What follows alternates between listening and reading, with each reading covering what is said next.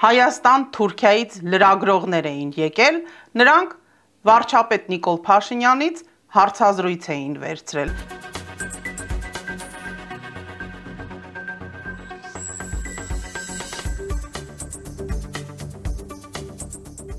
Հետո գնացել էին Մարգարայի հայ-թուրքական սահմանակետ, որը վերջերս վերանորոգվել էր։ Հայկական կողմը անընդհատ նշում է հայ-թուրքական սահմանի այդ հատվածի բացման մասին, բայց սահմանը 93 թվականին փակվել էր թուրքական կողմի նախաձեռնությամբ։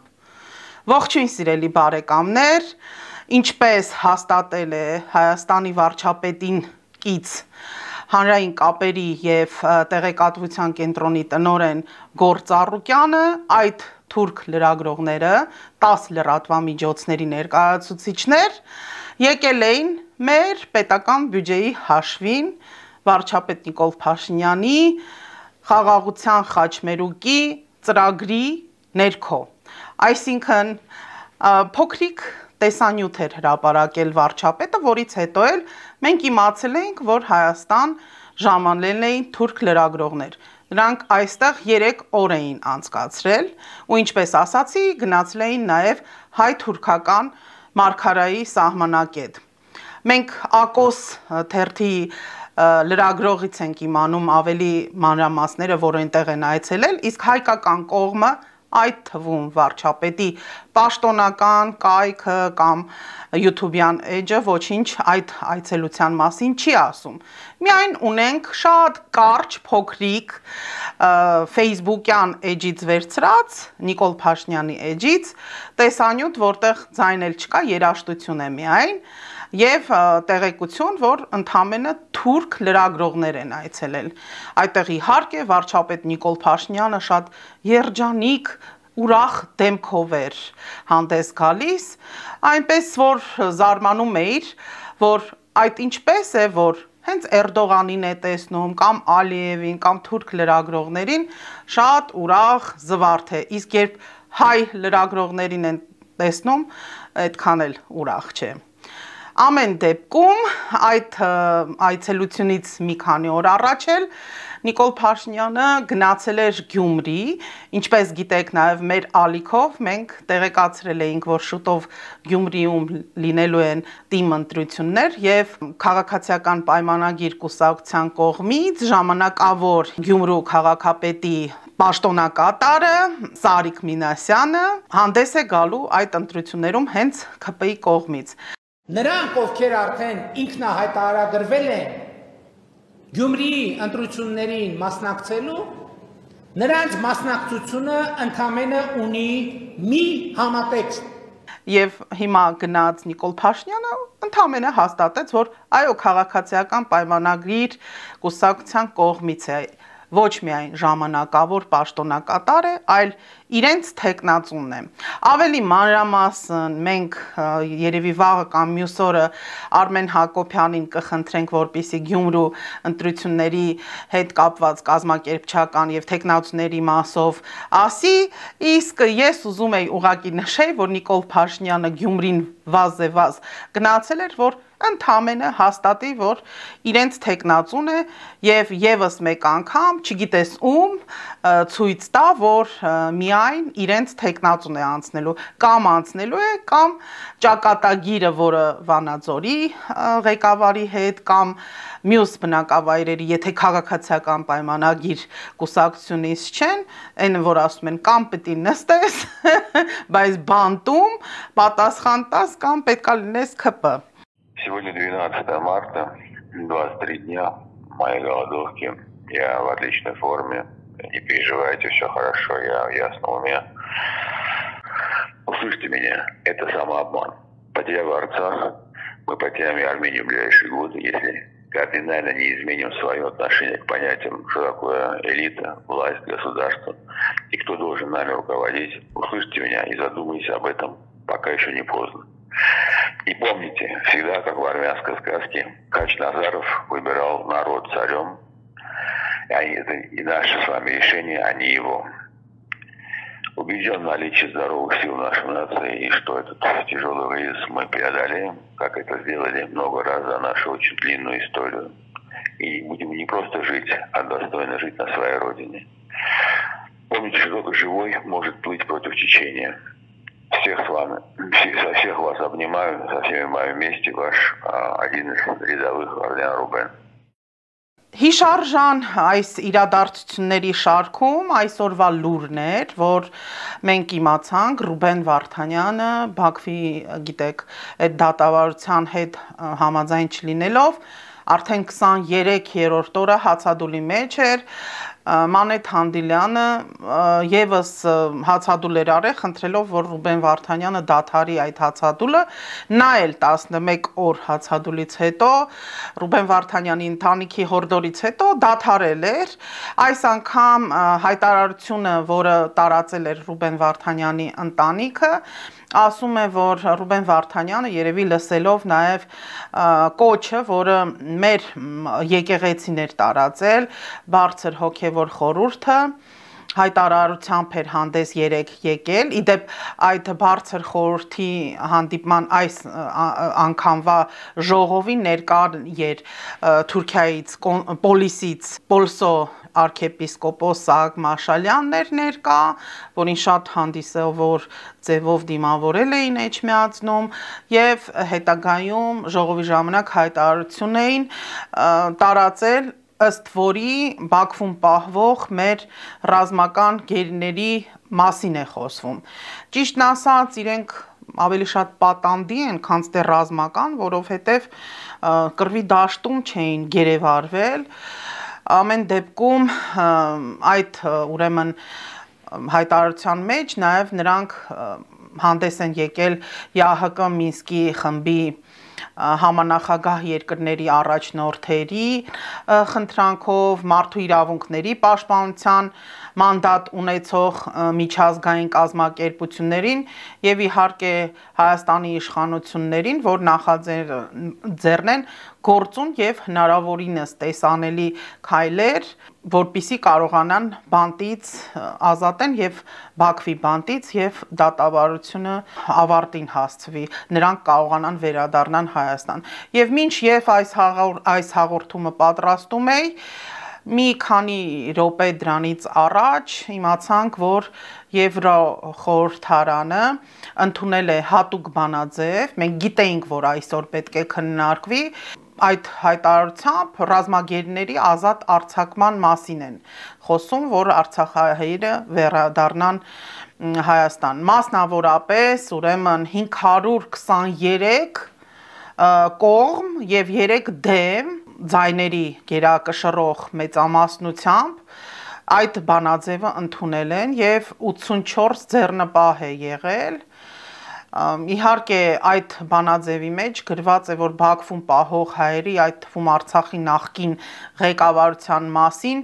կոչ են անում Ադրբեջանին նրանց անհապաղ ու առանց նախապայմանների ազատ արձակելու շատ հետաքրքիր քննարկում է գնում միջև այդ բանաձևը ընդունում են Եվրախորհրդարանի ներկայացուցիչներից այնպիսի ջերմ խոսքեր ես լսում, որ փշաքաղվում ես, քանի որ ասում են այդ ինչ երկակի ստանդարտներ եք դուք կիրառում, եթե օրինակ Պուտինի դեմ դուք ընդունում եք ինչ որ սանկցիաներ, իսկ Ալիևի դեմ ոչ, ինչ է Ալիևի գազն ու նավթը ուրիշ գույն ու հոտ ունի, թե քան թե ռուսականը։ Այս բանաձևի ժամանակ նման ուրեմն խոսակցություններ են տանում եւ բարձր բեմից ելույթ են ունենում, որ իսկապես օրինակ նայեք ցիտում է, որ մենք այլևս չենք կարող լրել երեք քննարկման ժամանակ փաստաթղթի համահեղինակ Մարինա Մեժուրն է ասել, այդ մարդկանց միակ հանցանք այն է մեր Արցախի ուրեմն գերիների մասին, տեսեք ինչ է ասում, որ նրանք պաշտպանել են իրենց հողը, իրենց ժողովրդին ու իրենց իրավունքները։ Այս ամենը կարդալուց մենք ուրախանում ենք, ասում ենք, ինչ լավ է, շատ շնորհակալություն Եվրախորհրդարան, որ այսպիսի բանաձև ընդունեցիք, բայց մի պահ էլ հետո կարկամում եմ, ասում եմ, իսկ ինչ է Բաքվում պետք է նրանց լսի, կամ այս երկակի ստանդարտները, որ այնտեղ հնչեցնում են, բա այս ոնց եղավ, որ Նիկոլ Փաշինյանին նույն Ֆրանսիայի նախագահ Մակրոնի հետ տարակ Պրահա եւ չգիտեմ ոնց Ադրբեջանը դրանից հետո Նիկոլ Փաշինյանը Արցախը ճանաչեց Ադրբեջանի կազմում եւ եղավ 23 թվականի սեպտեմբերի 19-ի 20-ի այդ արյունահեղությունը եւ բռնի տեղահանումը արցախցիների եւ ոնց եղավ, որ այս բանաձևով համոզված են, որ այդ արցախցիները կվերադառնան։ Իհարկե ծիծաղելի է, բացի դա, լավ, եթե մենք ամեն ինչը շատ ավելի դրական ընդունենք այս բանաձևերը, ասենք, վայ ինչ լավ է, մենք էլ տեսնում ենք Նիկոլ Փաշինյանի կառավարությունը անձամբ ինքը հրահանգվում է, որպեսզի իբրև թե խաղաղության համար այդ խաչմերուկի մասին, որ խոսում է խաղաղության խաչմերուկի ծրագրի, որ ինքը այսպիսի փոքրիկ բուկլետի նման բոլոր տեղեր ցույց է տալի եւ Թուրքիայից լրագրողներին երբ հրավիրել է դա էլ է դեմոնստրատիվ հենց այդ փոքրիկ տեսանյութում ցուցադրվում ամեն դեպքում մեր երկրի ղեկին նստած է լրիվ ուրիշ թուրքական ծրագիր է անում, իսկ Եվրոպան կամ մյուս երկրները, որոնց օգնությանը մենք դիմում ենք, ինչ որ բանաձևեր են ընդունում կամ միջազգային իրավական ուրեմն process-ներ են գնում, սա ասում է պետք չի, մենք հանուն խաղաղության տալիս ենք իրանցը, որը չգիտեմ, էլ ինչ այդ միջազգային ուրեմն քրեական գործերը կամ հետապնդումները Ադրբեջանի նկատմամբ դադարեցնում ենք, հետ ենք կանչում, կամ էլ այս բանաձևը մենք չենք ճանաչում։ Այսպիսի, գիտեք, ոչ միանշանակ լուրեր ենք մենք տեսնում եւ Հայաստանում ապրելիս, ոչ դրսում, դրսի հայերին մի քիչ պետք է նաև բացատրել, որ իրավիճակը այստեղ էլի ասում եմ միանշանակ չի, որովհետև ասում եք, բա ինչ է անում ընդդիմությունը։ Ուրեմն նախկին նախագահների թիմակիցները կամ չգիտեմ ասեմ, իսկապես դրանք թիմակիցներ են, թե դա ինչ որ խաղեր է, իրար հետ վիճում են, հաստատում են, որ իրենք ոչինչ չեն արել, որ Նիկոլ Փաշինյանը գա, որ դա այն մյուս թիմն է արել, օրինակ Ռոբերտ Քոչարյանի իբրև թե կողմնակիցները, ես հստակ չեմ ասում, որովհետև շատերին չեմ էլ ճանաչում ու չեմ հասկանում, ասում են Սերժը բերեց, Սերժ Սարգսյանի ուրեմն ավելի մեծ թիմը կամ չգիտեմ կողմնակիցները ասում են Սերժը չբերեց, բա Արտակ Զաքարյանն էլ գրում է, բա գիտեք ՀՀԿ-ի կողքը ոչ մեկ չեկավ կանգնեց ու այդպես շունն ու կատվի պատմությունն է լինում, ասում է քաչալ շուն եւ գող փիսո, դրանից ես այս ամեն ինչը որոշել եմ մի փոքրիկ կարճ ձևով անդրադառնամ, ընդամենը թշնամուն առիթ է տալիս, որ մի բան էլ Ալիևը հողորտա, ասի, գիտեք ինչ կա այդ Ռոբերտ Քոչարյանն էլ, Սերժ Սարգսյանն էլ, որպես ռազմական ուրեմն հանցագործ պահանջում են, որ պետքա կանգնեն դատարանում, Բաքվի դատարանում, ոնց որ հիմա Արցախի ղեկավարությունն է եւ նաեւ Ռուբեն Վարդանյանը դրանից օգտվելով բացի այն բուն թուրքերը մի հատ էլ մեր ներսի գլխավոր գերագույն թշնամի Նիկոլ Փաշինյանը գրում է ինձ իշխանության ոչ ոք չի բերել իբրև թե հանգստացեք ընդդիմություն, հա, չնայած ես ասեմ, որ ընդդիմությունը ոչ թե նախկին ուրեմն նախագահների թիմակիցներն են կամ ասենք ՀՀԿ-ն է կամ չգիտեմ դաշնակցականներն են, այլ երևի ես կամ այն մարդիկ, որոնք տարիներ շարունակ, օրինակ ես լրագրության մեջ խնդիրներ եմ գտնում, վերհանում, դրանց լուծումներ եմ փնտրում եւ եթե կարողանում ենք լուծում ենք։ Այսինքն այս ամենից ասում եմ թուրքերն են օգտվում մեր ներսի եւ դրսի թուրքերը ու Նիկոլ Փաշինյանը գրում է ինձ իշխանություն ոչ ոք չի բերել 2018 թվականին ժողովրդական ոչ բռնի Թավշյա հեղափոխությունը իշխանության է բերել ժողովրդին ես ընդամենը ժողովրդի իշխանության տեղապահն եմ Հա, ու շարունակում է եւ ժողովուրդը ինձ ուրիշով կփոխարինի, երբ ցանկանա։ Այստեղ տեսեք, այսենց ամեն օր ինքը Facebook-ում ինչ որ բաներ ա գրում, պաշտոնական կառավարության կամ իր ուրեմն վարչապետի էջում կամ մամուլի ուրեմն բանով հանդես չի գալիս, միայն իր սոցիալական ցանցերով էսպես գրում են, մեզ սովորական մարդկանց է գցում են կրակը։ Հիմնականում այդ նույն ժողովուրդը, որը բազմիցս մի քանի անգամ գնացել էր Նիկոլ Փաշինյանի հրաժարականը պահանջելու, հատկապես նոյեմբերի 9-ից հետո մենք տեսանք, թե ինչ արեց։ Մի մեծ ուրեմն ոստիկանական պետություն է ստեղծել, մի մեծ զորքով է քայլում, հետո անընդհատ ինչ որ դերակատարությունները փոխում է, իբրև թե հիմա էլ առանց թիկնապահների նստում է տրանսպորտ, հասարակական տրանսպորտ, որ իբրև թե Ավինյանի ուրեմն քաղաքապետ լինելու այդ թանկացումները տրանսպորտի արդարացնի, որ տեսեք գումարներ են օգտագործվել, լավ է, որ մեր տրանսպորտը լավացնում է եւ այլն։ Բայց իրականում բոլոր իշխանությունների ժամանակ, հատկապես նաև տրանսպորտի հարցը եւ յուրաքանչյուր հարցը, նույն ասֆալտ փռելը, այսինքն ճանապարհաշինությունը, բոլորն էլ անում են, բայց այս ձևի անընդհատ խաբելով ժողովուրդը հոգնել է։ Իրական կյանքում ոչ մեկն էլ իր սոցիալական ցանցը այդքան չի հետևում, եթե հետևում են, կամ բլոկում են, կամ ջղայնիկ սմայլիկներ են դնում, կամ չեն դիմանում, ինչ որ շատ վատ մեկնաբանություններ են դնում, որ մեկնաբանությունները կարդաք կհասկանաք որտեղ է ֆեյքերը կամ այդ ինչպես հնչեցրեցի, հա, Գործ Առուկյանի ղեկավարած ուրեմն հանրային կապերի եւ տեղեկատվության կենտրոնի տնօրեն Գործ Առուկյանը, իդեպ Գործ Առուկյանը նախկին իշխանության, այսպես ասած, Սերժ Սարգսյանի կադրերից, հա, եւ Նիկոլ Փաշինյանի կադրերում նաեւ այդ Գյումրու պատմությունը, որ ասում եմ, նույն Սարիկը Մինասյան, բոլորն էլ նախկին կադրերն են։ Մենք հասարակ մարդկանց մակարդակով արդեն հասկացել ենք, որ ինչպես Վովա Գասպարյանն էր ասում, սա փոքր երկիր է, բոլորը իրար ճանաչում են, դուք նոր թալանչիներ կամ նոր արդար մարդիկ չեք գտնի, ոնց կային, այդպես էլ կային, ուղղակի մարդկանց աչքերը ցավոք սրտի այս 7 տարվա մեջ ոչ միայն բացվեց,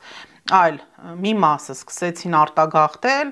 ցավոք սրտի 5000 ինչպես նա ասում է պլյուս մինուս ընտանիք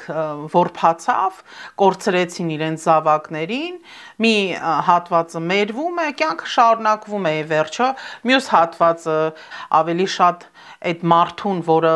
գործել է սպանությունը կամ մեղսագործությունը, իբրև թե սկսում են հանդուրժել սիրել, բայց այստեղ ավելի շատ արհամարանք է հայ ժողովրդի կողմից։ Դրա համար ինչքան էլ իրանց մեջտեղից չճղեն, նույն Գյումրու ընտրություններին ես կասկածում եմ, որ մարդիկ մասսայական կգնան կընտրեն, որովհետև շատ լավ գիտակցում են եւ հասկացել են, որ իշխանությունների ձեռքն է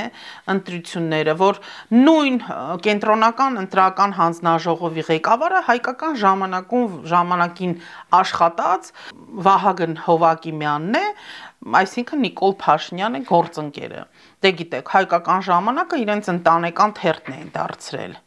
Այսքան հող հանձնելուց Արցախից դեռ մի բան էլ այսօր կառավարության նիստին, այսպես ջղային իր ձևերով Նիկոլ Փաշինյանը ասում է, ես իմացել եմ, ինձ նամակներ են մարդիկ գրում, որ դուք ինչ որ համայնքներում եւ նշում է, շեշտում է, ես գյուղերի անունները չեմ տալիս, 100 դրամով հող եք վաճառում։ Այդ ոնց եք դուք էժան այդ ձևի հողեր ծախում։ Այլևս թույլ չեմ տա եւ 1 ամիս է տալիս տարածքային կառավարման ենթակառուցվածքների նախարարությանը, որ 1 ամսվա ընթացքում այն ինչ որ պետքա վաճառվի էժան գներով, հողերը դադարեցեք եւ մի վաճառեք։ Ախր ով է էլի ասում սիրելի բարեկամներ այն մարդը որ Կիրանցը կամ ասենք նույն Որոտանի պատմությունը հիշեք ու հատուկ օրեր էր ընտրում օրինակ Որոտանը հենց իր բանի Մեհրիբան Ալիևա Փաշաևայի ծննդյան օրը կանգնում ասում է այն Էյվազլին ու Չայզամլին որ նույնիսկ տեղացիները այդ անունները չէին հիշում այդ իրանց հա ձևակերպումներով ու այդ օրը ես էլ ներկա եմ եղել ով իմ ալիքին հետևում է տեսել եք ոնց գնացի ոնց տեսա Որոտանը վերցրեցին հիմա եւ Կիրանց եմ գնացել եւ ցույց եմ տվել ոնց է այդ ամեն ինչ արվում ու անունը դնում է թե սահմանազատում ենք հետո խաղաղության օրակարգ է ձևակերպում իհարկե մենք ոչ մի բանը չենք մոռանում ուղղակի այստեղ ցավ է որ Նիկոլ Փաշինյանին ոչ մեկ այլևս այն ժողովրդից որ ինքը ասում է ես ժողովրդի տեղապահն եմ երբ կուզեն կհանեն չէ այդքան ցույցերից հետո ցույցերի ժամանակ հարյուրավոր մարդիկ սարքեցիր հաշմանդամ կրակել տվեցիր նույնիսկ նռնակներ նետեցին մեր լրագրողներին ինչ ծեծ ու ջարդ թի ենթարկվեցին էլ ճլորեցին հասկանում եք այս ամեն ինչը ինչքան մենք կներեք մարդիկ հավ չեն ինչքան էլ ասեն կորոնայի պատճառով մարդկանց հիշողությունն է կորել ֆիզիկապես մարդիկ տկարացել են արդեն հոգնել են ամեն ինչից բայց ամեն դեպքում ինչքան էլ հոգնած լինենք նրան ընտրող եթե ընտրություններ լինեն կամ պետքա արհամար են չգնան այդ ընտրություններին կամ էլ կներեք արտահայտությանս համար այսպես կոչված ընդդիմադիրները հիմա որ նաև խորհրդարանում են իրանք հենց ջուր են լցնում Նիկոլ Փաշինյանի ջրաղացին իսկ երբ որ մենք լրագրողներով նախատում ենք ասում ենք կներեք հերիք եղավ իրար միս մի ուտեք հատկապես այս պահքի շրջանում ինչ մի բան է որ դրել եք ու Facebook-յան էջերով դնում եք ասում եք Քոչարյանը էս արե կամ էլ Սերժ Սարգսյանը հող չի հանձնել միայն այն որ մարդիկ հոգնել էին Սերժ Սարգսյանի կառավարությունից միայն այն որ ինչպես եղավ 15 թվականին բացի այդ սահմանադրական փոփոխություններին ընտրական օրենսգրքում այնպիսի փոփոխություններ արեցին, որ օրինակ պարտադիր չի, որ երկրի ղեկավարը բարձրագույն կրթություն ունի այլևս։ Իսկ այդպիսին Նիկոլ Փաշինյանն էր։ Այդ ոնց եղավ, որ դուք չէիք պատրաստում, բայց ընտրվեցին ոչ թե կամ այդ կեղծ հեղափոխությունը արվեց այնպես, որ չավարտած դիպլոմ չունեցող Նիկոլ Փաշինյանը պետք է դառնար վարչապետ կամ մենք բոլորս տեսնում ենք թե ինչպես էինք նախապատրաստում գրանտ սպորտում Նիկոլ Փաշինյանին որ Գյումրիով քայլեր պարզ է հիմա Գյումրու թիմ ընտրություններում այսպես թե այնպես կան հանգստանա Նիկոլ Փաշինյանը որտեղ շատ լավ գիտի այնտեղից Գյումրիից սկսվել է կարող է Գյումրուց էլ վերջանա եւ շատ բան կա որ կարող են երեսով տալ բայց մարդիկ լրագրողներով հատկապես խնդրում ենք ասում ենք դադար տվեք իրար մի կերեք Տաթևացին ասում էր պահքի շրջանում ավելի լավ է դուք ոչխարի միս ուտեք քան թե իրար միս ուտեք բայց չեն դարդարում մի բան էլ ասում են դուք մեզ խրատներ մի տվեք բայց չէ որ այդ ամեն ինչը ժողովուրդը տեսնում է ժողովրդին առաջնորդներ են պետք առանց առաջնորդի չի լինի իսկ ինչ եղավ ժամանակին Սերժ Սարգսյանը ասում էր կուզեմ կասեմ Դոդի Գագո կուզեմ չեմ ասի հետո էլ զարմանում է ասում է կողքս մարդիկ չմնացին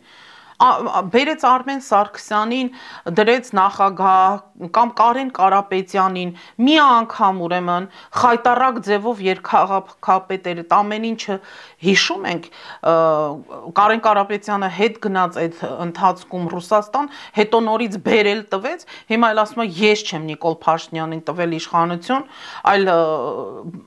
Կարեն Կարապետյանն է տվել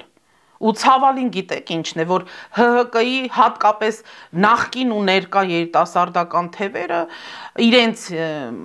կրթվածությամբ, հա գիրք կարդացությամբ նստում են ու անընդհատ այդ ամեն ինչը ծեծում են, մենք չենք տվել, մենք չենք տվել, մենք չենք տվել, ես չենք տվել, բայց կներեք, նույն Թուրքիայի հետ ով էր խաղեր սկսում։